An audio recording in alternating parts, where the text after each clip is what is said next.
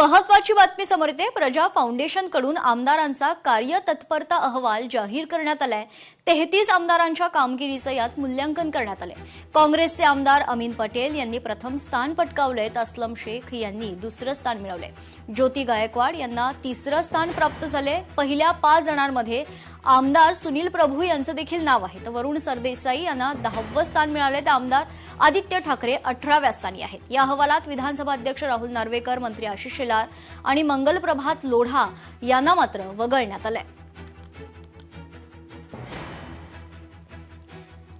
या संदर्भात सविस्तर चर्चा करण्यासाठी आपल्यासोबत स्वतः आमदार सुनील प्रभू देखील जोडले जात आहेत। सुनीलजी, खूप खूप स्वागत आहे लोकशाही मराठीवर। पहिल्या 5 आमदारांमध्ये आपल्याला खरं तर स्थान मिळालेलं आहे। सर्वात पहिली प्रतिक्रिया सुनीलजी। मी मंत्रालयात होतो, मला देखील एका मित्राचा फोन आला आणि तो बोलला प्रजाचा अहवाल प्रसिद्ध झालाय आणि त्यात टॉप 5 मध्ये तुम्ही आहात। मी सर्वप्रथम दिंडोशी विधानसभेच्या ज्या मतदारांनी मला आमदार बनवलं 3 वेळा, त्यांचा मनापासून आभारी आहे। आणि दुसरं म्हणजे प्रजा फाउंडेशनने जो सर्व्हे केला त्याच्यामध्ये आपल्याला माहिती असेल मागील 12 वर्षापासून टॉप 5 मध्ये राहण्याचा जो एक मला संधी मिळाली, त्याचं कारण माझ्या मतदारसंघात काम करणारे माझे कार्यकर्ते, माझ्यासोबत काम करणारे अधिकारी, माझ्यासोबत विधानसभेत काम करणारे माझे सहकारी आणि विधानसभेचं कामकाज आणि मतदारसंघातला संपर्क आणि काम करणं, या सगळ्या गोष्टी त्यामुळे मला व्यवस्थितपणे करता आल्या।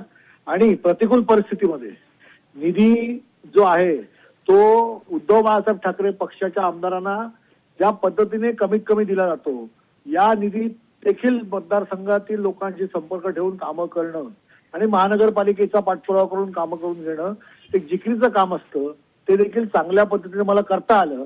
आणि म्हणूनच मागील 12 वर्षापासून मी पहिल्या 5 मध्ये राहण्याचा मान मिळाला।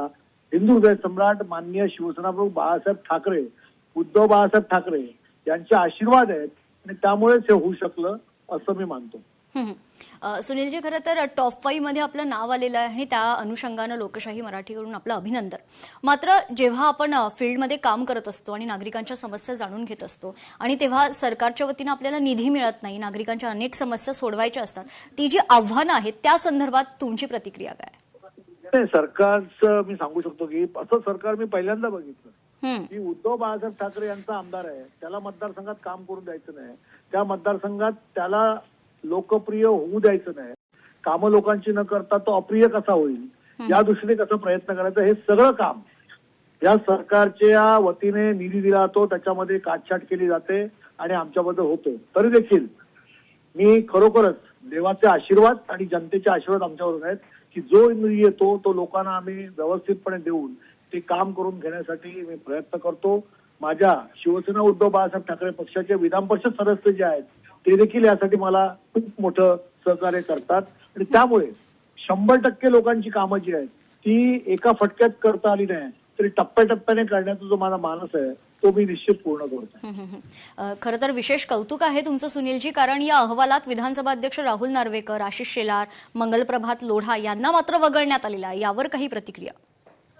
याबद्दल मी काहीच सांगू शकत नाही, कारण प्रजा फाउंडेशनने हा सर्व्हे दरवर्षी ते करतात। ते मतदारसंघातलं काम आणि विधानसभेतलं कामकाज याच्यावरती रेटिंग देतात, त्यामुळे हा सर्वस्वी अधिकार प्रजाचा आहे आणि प्रजा सामाजिक सेवेतून हे काम करतं। त्यामुळे त्यांनी केलेल्या मूल्यांकनावरती मला कुठचेही या बाबतीत भाष्य करायचं नाही। त्यांनी जे मूल्यांकन केलंय आणि या पहिल्या 5 मध्ये आलेल्या सगळ्या आमदारांचं आणि 33-34 जे आमदार या सगळ्या लिस्टमध्ये आले त्या सगळ्यांचं मतदारसंघामध्ये योगदान असतं, विधानसभेमध्ये योगदान असतं, लोकांची कामं करण्यासाठी लोकशाहीमध्ये लोकांनी निवडून दिलेलं आहे। त्यामुळे त्यांच्या भागातली चांगली कामं यापुढेही चांगल्या पद्धतीने हो अशा मी सगळ्या आमदारांना शुभेच्छा देतो। निश्चित। पुन्हा एकदा लोकशाही मराठीकडून आपलं अभिनंदन आणि खूप खूप धन्यवाद आपण दिलेल्या आपल्या प्रतिक्रियेसाठी।